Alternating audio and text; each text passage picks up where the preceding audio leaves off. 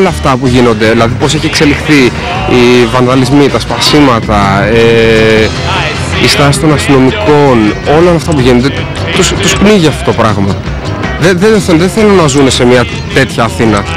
Είναι η αδιαφορία, είναι η απόγνωση, είναι ο φόβος για το δικό τους αύριο. Τα ξένα κανάλια μας χαρακτηρίζουν ως τη γενιά των 700 ευρώ. Είναι τόσο άσχημο αυτό το πράγμα να τα ακούς και σε πιάνει την καρδιά σου και αρχίζεις και φοβάσαι για το μέλλον σου. Δηλαδή είναι τόσο αβέβαιο το μέλλον του Έλληνα, του μικρού παιδιού. Είναι αβέβαιο εντελώς.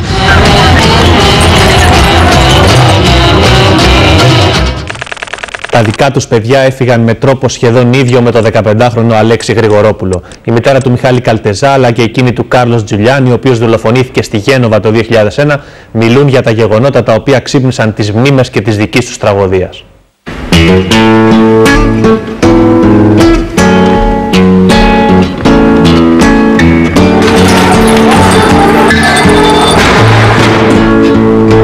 Γύριζα και δεν ήταν κανείς στο σπίτι, μου ερχόταν να κατεβάσω τις κουρτίνες κάτω.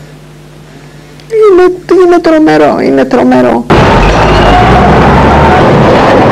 Io convivo da 7 anni con lo stesso dolore che non diminuisce col tempo.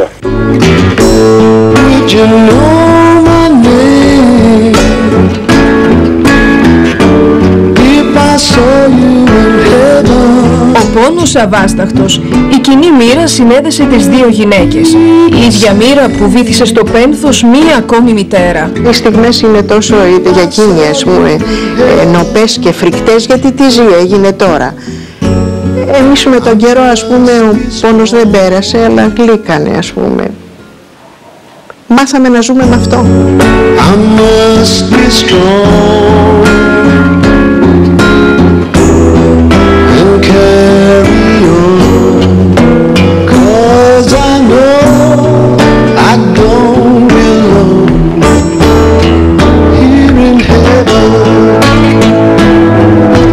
Οργιστήκαμε όλοι, ας πούμε. Ζήσαμε τα ίδια πράγματα, ζήσαμε τις ίδιες μέρες. Τότε με το Μιχάλη του. Ιούλιος 2001. Ο 23χρονος Κάρλος Τζουλιάνι πέφτει νεκρός από σφαίρα αστυνομικού ενώ διαδηλώνει στη Γένοβα κατά της παγκοσμιοποίησης. Vorrei dire che sono molto vicina alla famiglia di Alexis. Che cosa posso dire io ai giovani? Nulla, perché i giovani sanno molto bene,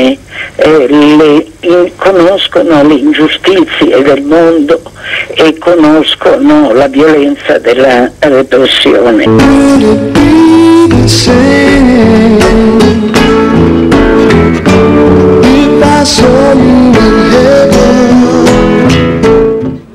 Να έρθουμε τώρα στη μαφιόζικη εκτέλεση του επιχειρηματία Χαράλα Μπουλαζαρίδη στη Γλυφάδα. Ο ιδιοκτήτης νυχτερινών κέντρων φαίνεται πως είχε πληροφορίες ότι ήταν στόχος, αφού πριν από ένα χρόνο σε